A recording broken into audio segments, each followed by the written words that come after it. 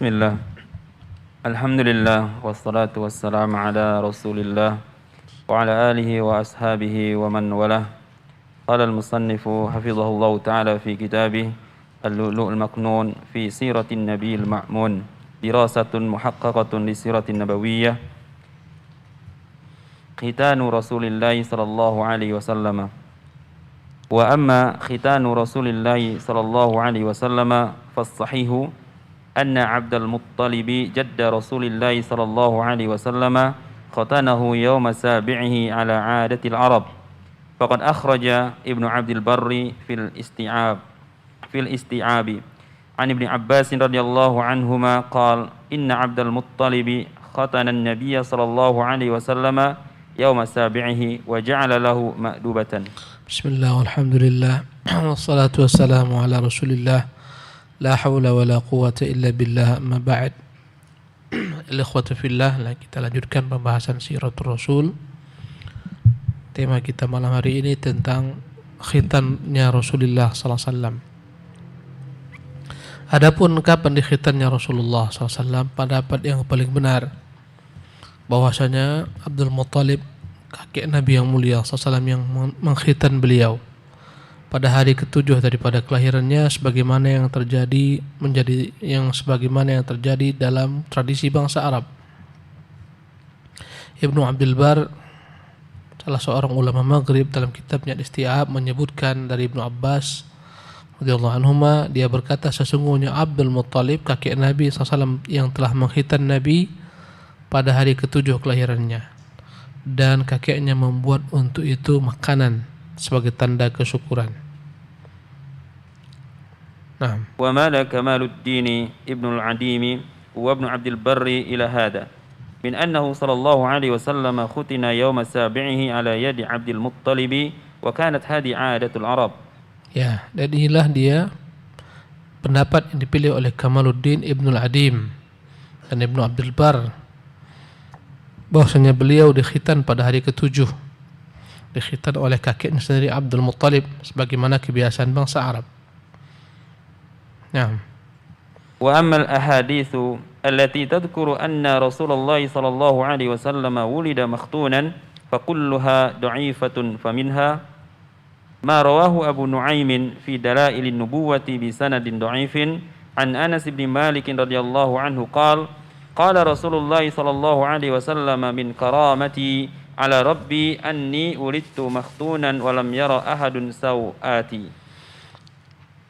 Adapun hadis-hadis yang masyhur populer disebutkan tentang Rasulullah terlahir dalam keadaan dikhitan, seluruhnya adalah hadis-hadis yang lemah. Di antaranya hadis yang diriwayatkan Abu Nu'aym dalam kitabnya Dalailun Nubuwah dengan sanad yang lemah.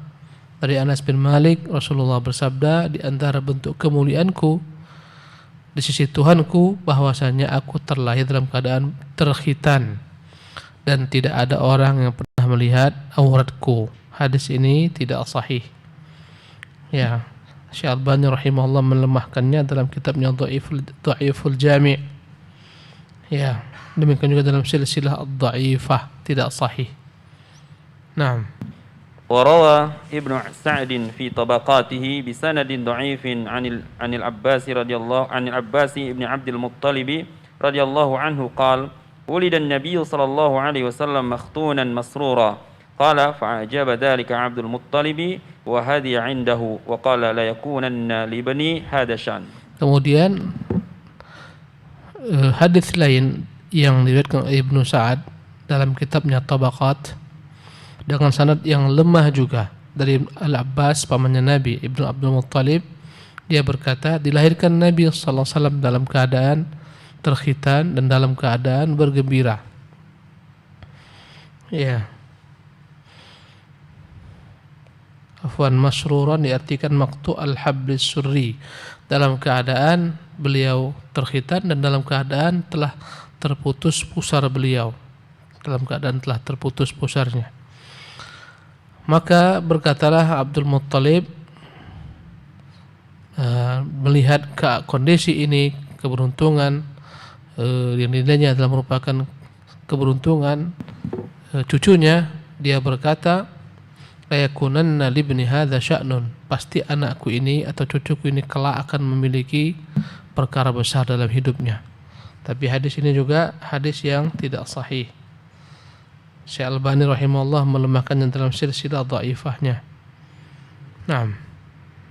Qala Ibnu Abdul Barri rahimahullahu taala wa laysa isnadu hadis al-Abbasi hadza bil qa'im. Dan Al-Hafidz Ibnu Abdul Bar rahimahullah taala menilai bahwasanya sanad dalam hadis Al-Abbas ini juga sanadnya tidak benar, tak dapat dijadikan sebagai landasan. Naam. Wa qala Al-Hafidz Ibnu Katsir rahimahullahu taala an hadis Al-Abbasi wa hadha al-hadits fi sihhatihi nadhar wa qad idda'a ba'duhum sihhatahu lima warada lahu min at-turuqi hatta za'ama ba'duhum annahu mutawatir wa fi hadha kullihi nadhar. Al-Hafidz Ibnu Katsir rahimahullah juga memberi penilaian dalam bab ini. Dia berkata tentang hadis Al-Abbas yang menyebutkan Nabi terlahir dalam keadaan khitan. Hadis ini bagi orang yang mengatakannya sahih perlu ditinjau ulang. Sebagian mereka mengklaim hadis ini sahih karena katanya ada jalur-jalur lain yang menguatkannya. Bahkan sebagian mereka menganggap hadis ini telah sampai kepada bilangan mutawatir. Hadis mutawatir maksudnya hadis yang begitu banyak jalur-jalurnya, periwayatnya. Kata Al-Hafidz wa fi hadza kullihi nadhar. Semua yang dikatakan mereka ini perlu diteliti ulang, tidak benar. Naam. Wa qala Ibnu Qayyim rahimahullahu taala wa yuqalu anna an-nabiy sallallahu alaihi wasallam ulida makhtunan masrura wa ruwiya fi dhalika haditsun la yasih. Dzakarahu Abu al-Faraj Ibnu al-Jauzi. ذكره أبو الفرج ابن الجوزي في الموضوعات وليس في حديث ثابت وليس هذا من خصائصه صلى الله عليه وسلم فإن كثيرا من الناس يولد مختونا وقد Ibnu Qayyim rahimahullah juga mengkomentari tentang peristiwa Nabi ini dikatakan terlahir dalam keadaan terkhitan. Ya, beliau berkata, memang ada disebutkan bahwa Nabi terlahir dalam keadaan terkhitan, dalam keadaan telah terputus tali pusarnya, dan riwayatkan dalam hal itu hadis-hadis yang tidak sah. Abul Farad Ibnul Jauzi menyebutkan semua hadis tersebut dalam kitabnya Al-Mawdu'at, kumpulan daripada hadis-hadis palsu, dan tidak ada dalam hal ini hadis yang benar. Dan hal ini Nabi terlahir dalam keadaan terkhitan bukanlah merupakan peristiwa yang istimewa.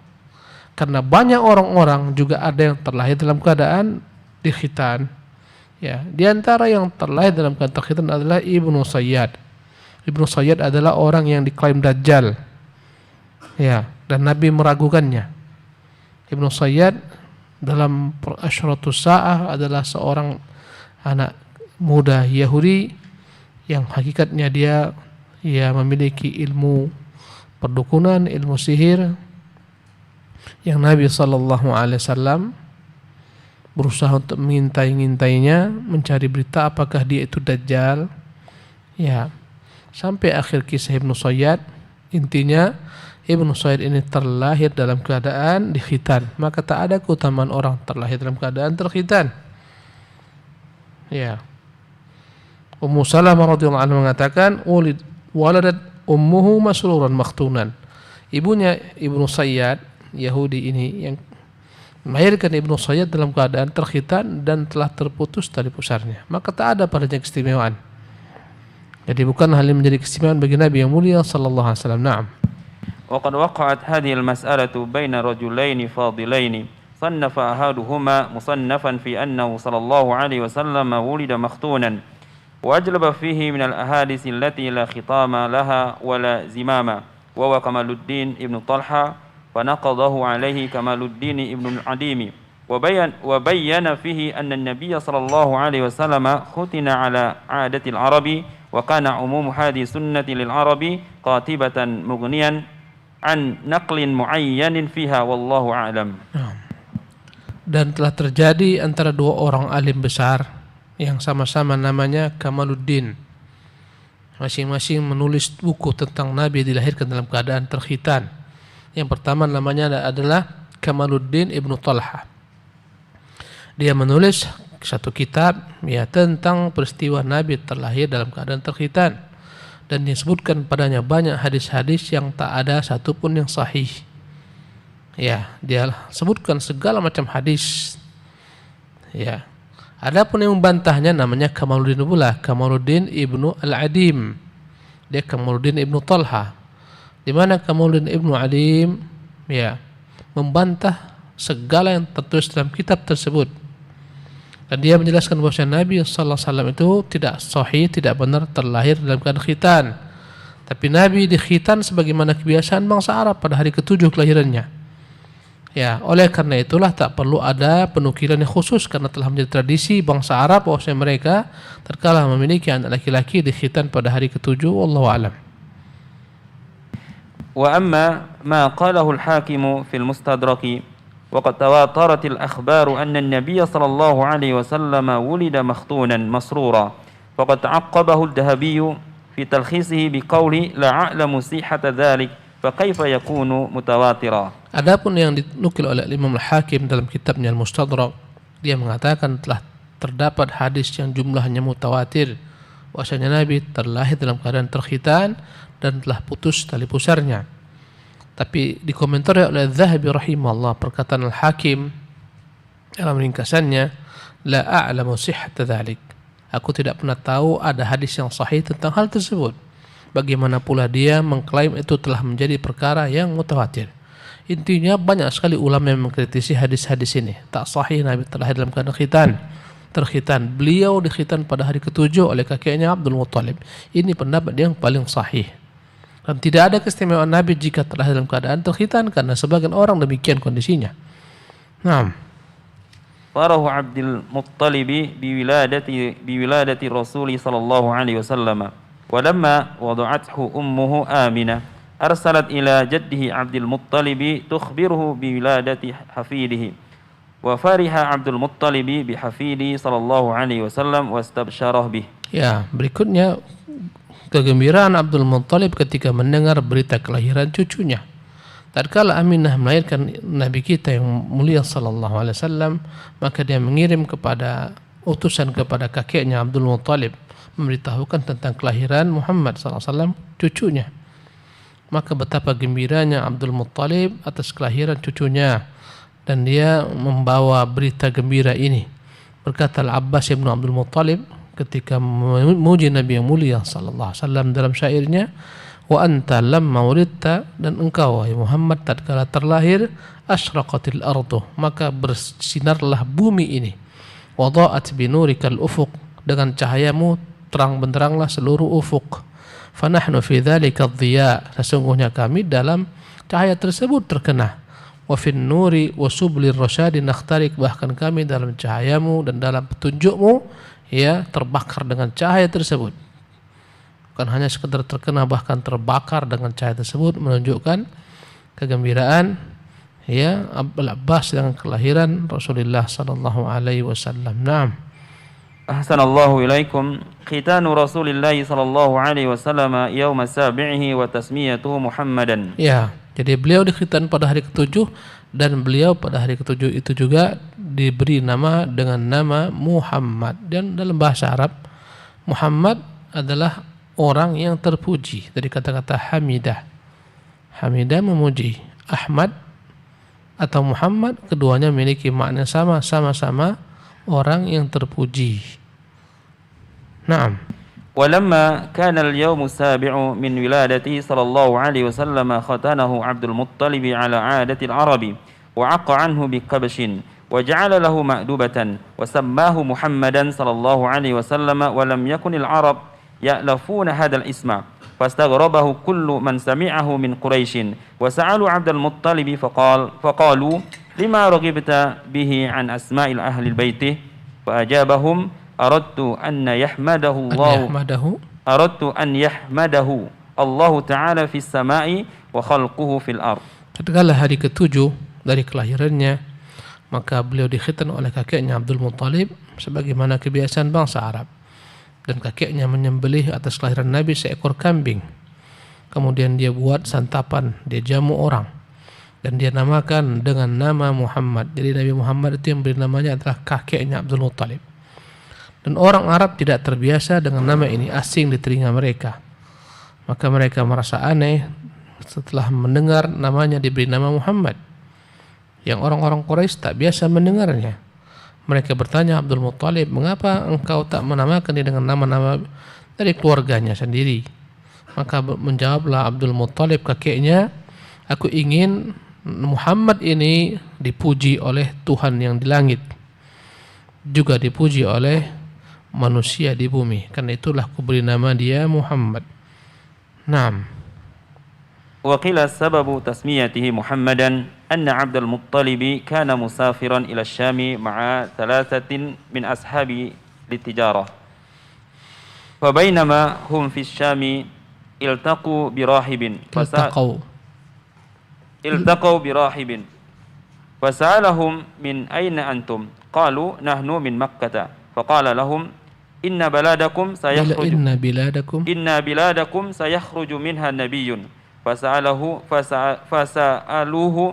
ما اسم النبي قال اسمه محمد ولم يكن اسم محمد معروفا عند العرب. Jadi yang memberi nama Muhammad itu adalah kakeknya sendiri, karena dia ingin cucunya ini menjadi anak yang terpuji, dipuji Allah yang di langit, dipuji manusia di bumi.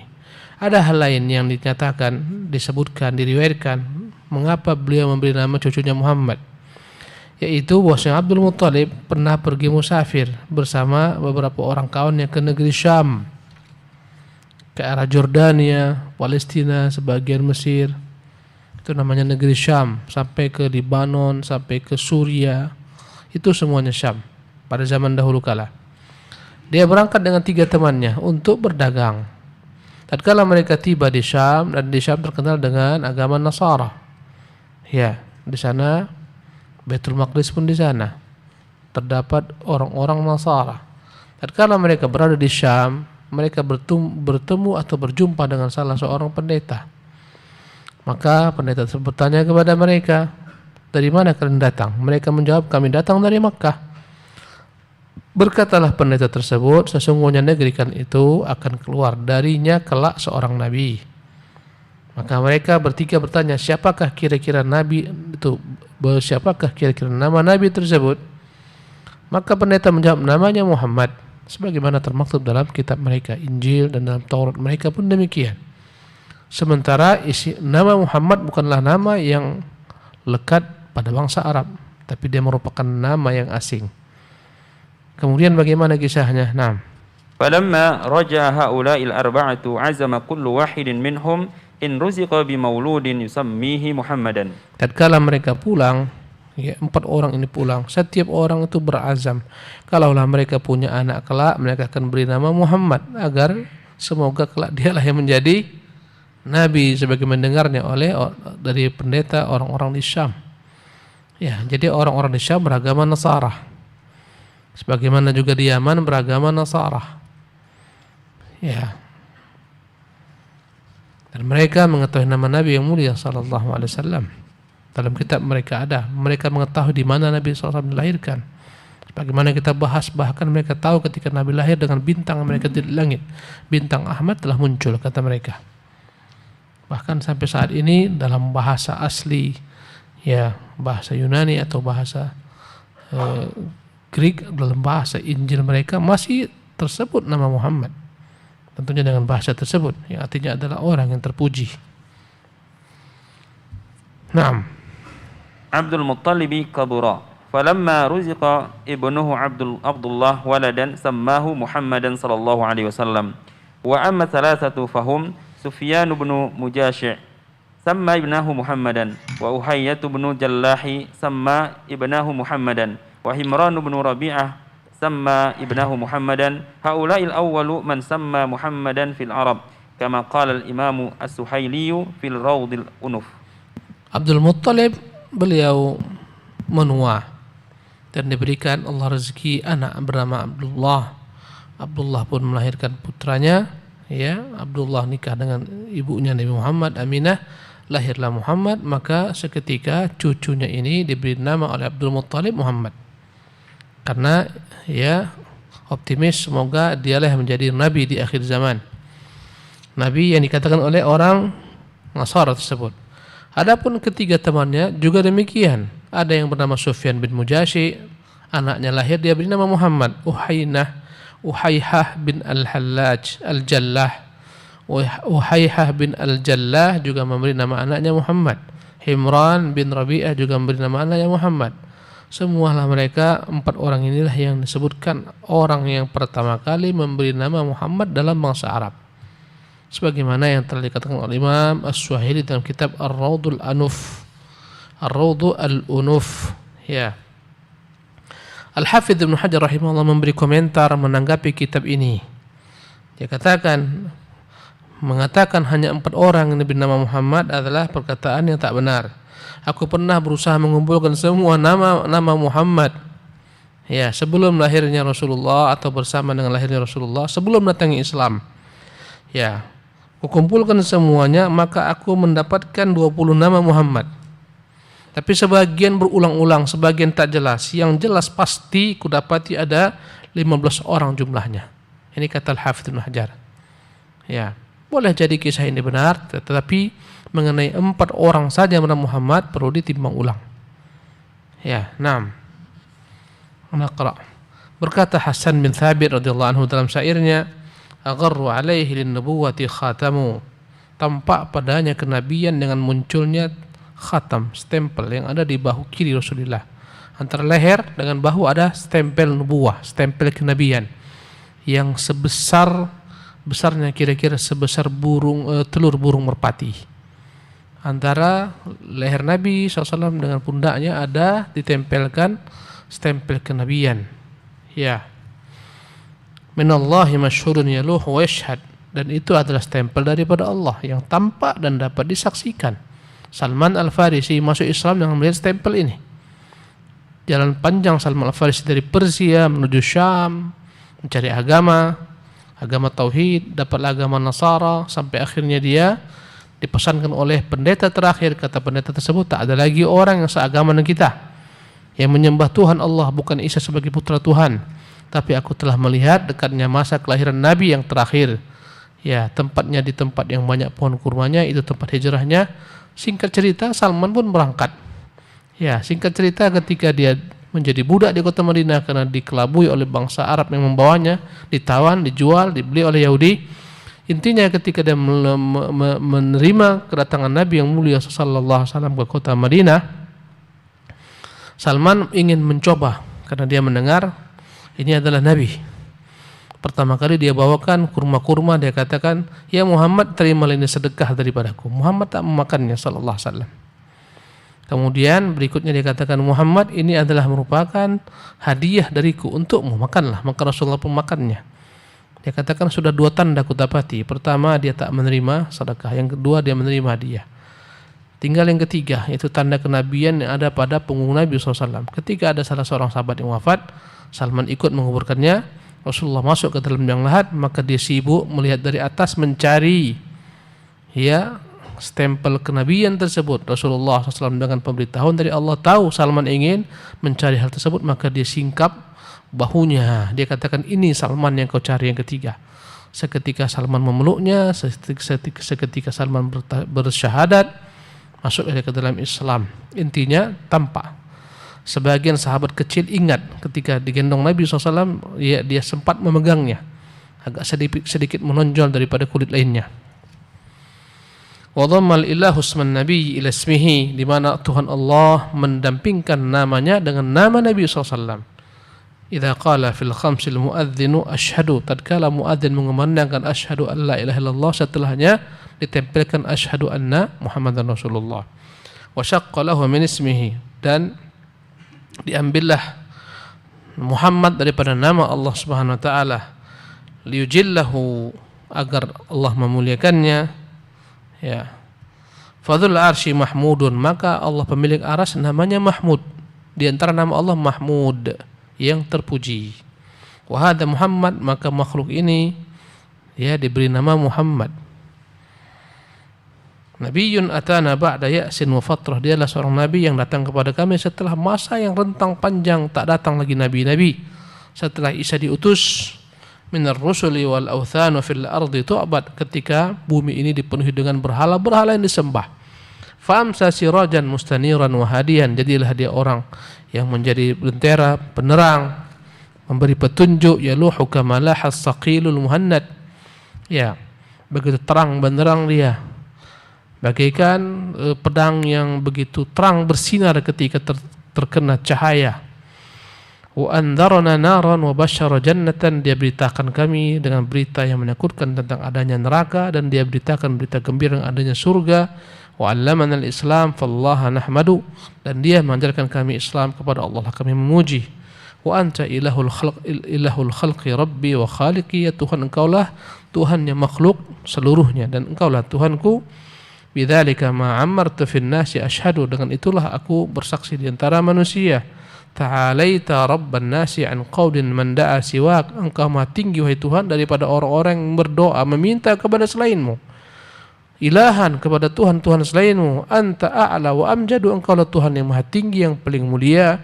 Lakal khalq wan na'ma, segala macam makhluk adalah milikmu, segala pujian juga milikmu. Wal amru kulluh, segala macam keputusan juga milikmu. Fa iyyaka nastahdi wa iyyaka na'budu, hanya kepadamu lah kami memohon petunjuk dan hanya kepadamu kami menyembah. Naam. Ahsanallahu ilaikum. Rada'un Nabi sallallahu alaihi wasallam. Ya. Berikutnya, tema berikutnya adalah bagaimana Nabi sallallahu alaihi wasallam itu disusui. Naam. Kanat أول من أرضعته صلى الله عليه وسلم هي أمه آمنة، قيل أرضعته 3 أيام، وقيل 7 وقيل 9، ثم أرضعته ثويبة لبن ابن لها يقال له مسروح، أرضعته أياما قبل أن تقدم حليمة السعدية، وكانت وكانت قد أرضعت قبله حمزة بن عبد المطلب رضي الله عنه، وأرضعت بعده أبا سلامة ابن عبد الأسد المخزومية رضي الله عنه. وكان الرسول yang pertama kali menyusukan Nabi sallallahu alaihi wasallam ketika beliau terlahir adalah ibundanya Aminah. Ya, ada yang mengatakan Aminah hanya menyusukannya 3 hari saja, ada yang mengatakan 7 hari, ada yang mengatakan 9 hari. Setelah itu dia disusukan oleh Thuwaibah.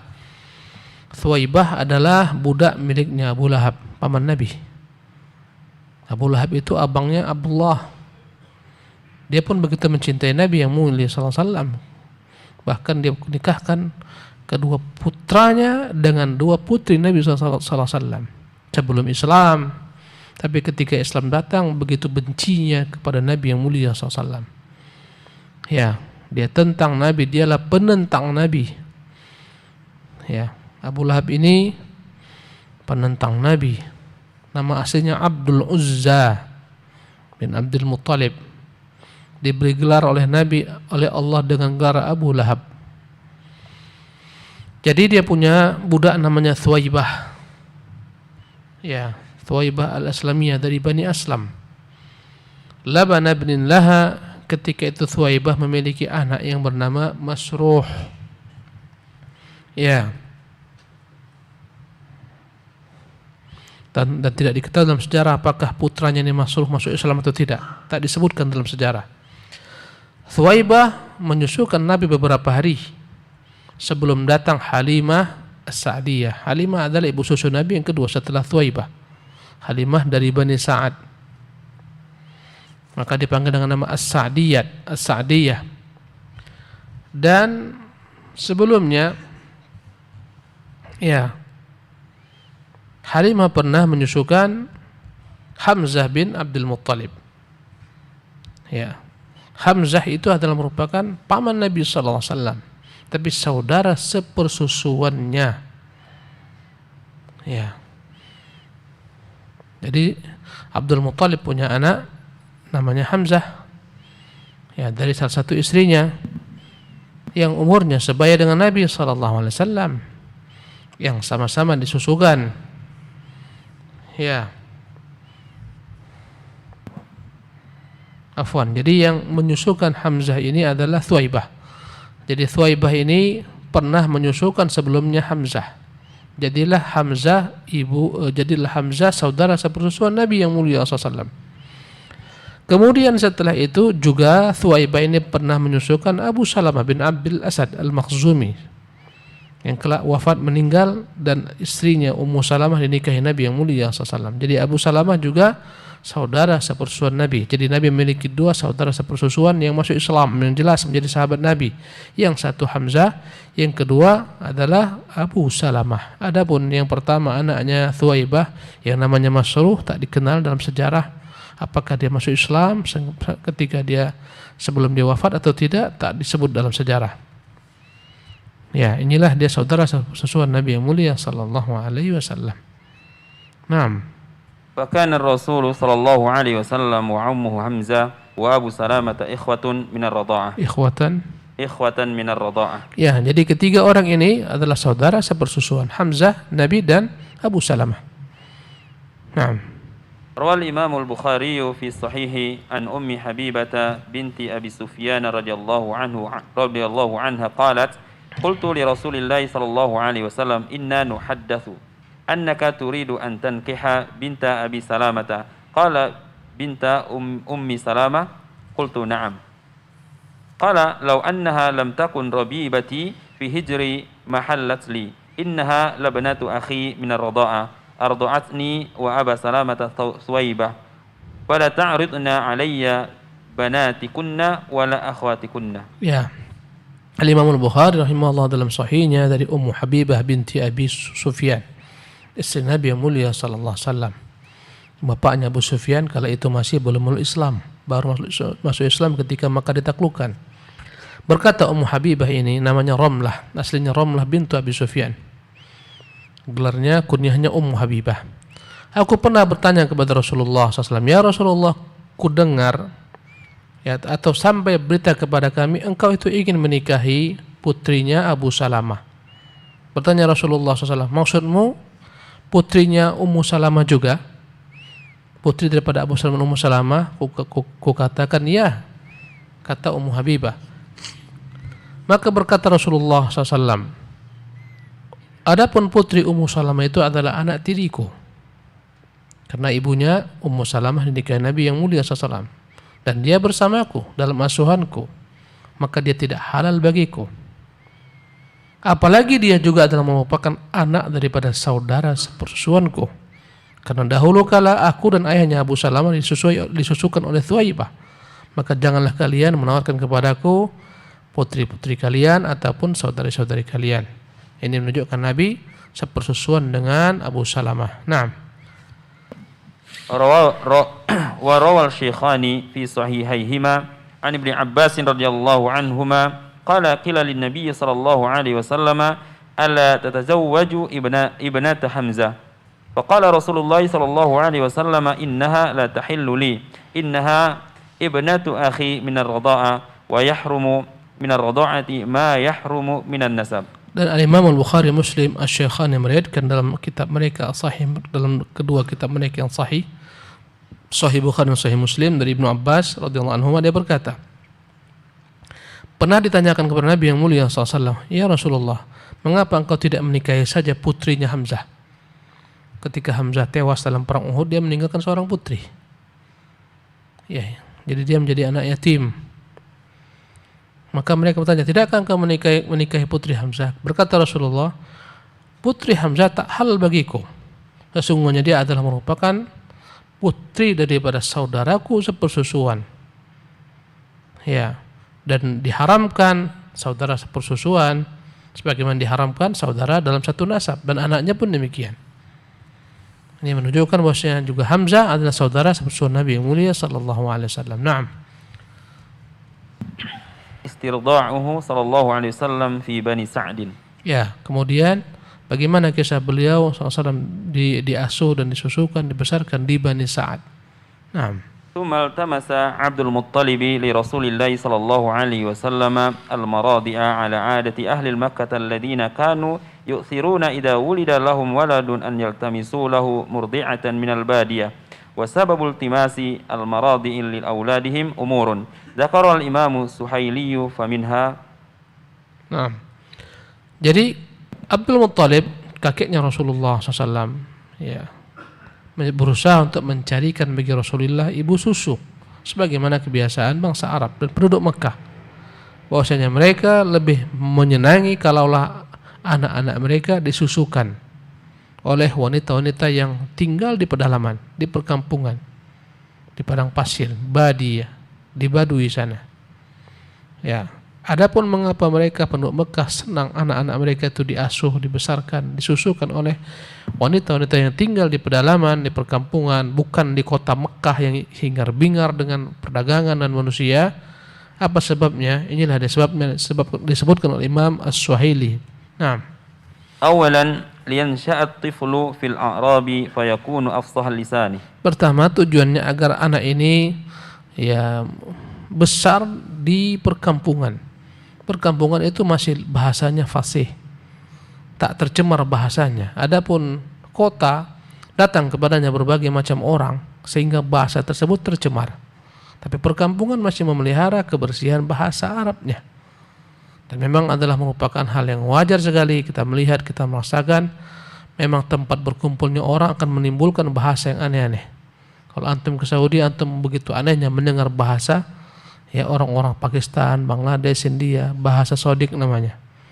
Bahasa Arab yang mereka buat sendiri. Ya, yang anehnya luar biasa, kita ketawa mendengarnya. Ini menunjukkan bahwasanya pengaruh ini ada. Jadi agar terpelihara diasuhlah dia di Bani Sa'ad. Naam.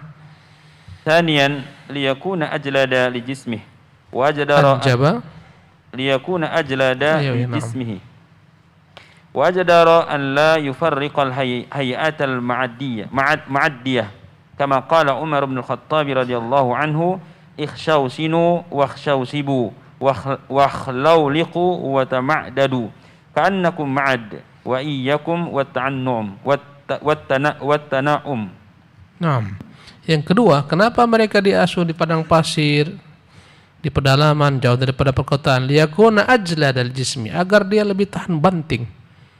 Tengoklah anak-anak kota yang dengan penuh kemanjaan, tidurnya ber-AC apapun tak bisa. Tengok anak-anak letakkan di gunung, di pantai sana, di pulau-pulau. Kuat-kuat mereka. Karena terbiasa ya, tak dimanja. Mandi harus angkut air sendiri, ya, dan seterusnya. Wa ajdaru an la yufariqal hay'ata al-ma'diyah, agar tidak yakni merubah yakni perangai watak asli mereka yang dipersiapkan untuk berperang, bersiapkan untuk perkara-perkara besar. Sebagaimana Umar bin Khattab pernah berkata, ikhshawshinu wakhshawshibu. Apa kata Umar? Ya, ikhshawshinu, hiduplah kalian dengan kesederhanaan. Ya, dengan sedikit apa bahasa Indonesianya? Jauh daripada unsur kenikmatan, kemewahan. Wakhshawshibu. Ya. Agar kalian menjadi orang yang kokoh, kuat dalam berpakaian, dalam berjalan, dalam segala macam. Hendaklah kalian mengikuti tradisi orang-orang di kampung. Ya, orang di kampung kuat-kuat. Turun gunung, naik gunung biasa. Kita naik tangga udah sesak napas. Ya, karena itulah diletakkan di sana. Wa khlauliqu wa tama'dadu. Ya. Ya, inilah seluruhnya intinya agar mereka berperangai-perangai orang-orang Badui yang kuat-kuat, terbiasa dengan alam yang keras yang membentuk mereka. Wa tama'dadu. Ya. Agar kelak ketika dia besar menjadi seseorang yang kuat. Ya. Subhanallah. Ka'annakum ma'addud. Ya. Seolah-olah kalian adalah bagikan kabilah Ma'ad yang terkenal dengan kekuatannya. Ada satu kabilah namanya kabilah Ma'ad, kuat-kuat semua mereka. Ya. Wa iyyakum wat-tana'um, janganlah kalian hidup dengan kemewahan. Anak-anak hidup dengan kemewahan tak bisa jadi apapun juga. Mental manja, inilah zaman sekarang. Anak-anak semua disiapkan. Dahulu kala kita pergi sekolah jalan kaki, anak-anak kita diantar jemput, naik mobil, naik motor. Subhanallah. Ya, telah berubah zaman. Anak-anak menjadi mental, manja-manja. Ya, sehingga sudah SMP, SMA pun masih manja, tak tahu apapun juga. Bekerja tak pandai. malas bergerak. Ya, subhanallah. Udah masuk waktu saya. Ya, inilah pesan Umar. Allah musta'an. Insyaallah kita lanjutkan di kesempatan akan datang. Wallahu taala alam wa sallallahu wasallam wa baraka ala abdihi wa rasul Muhammad.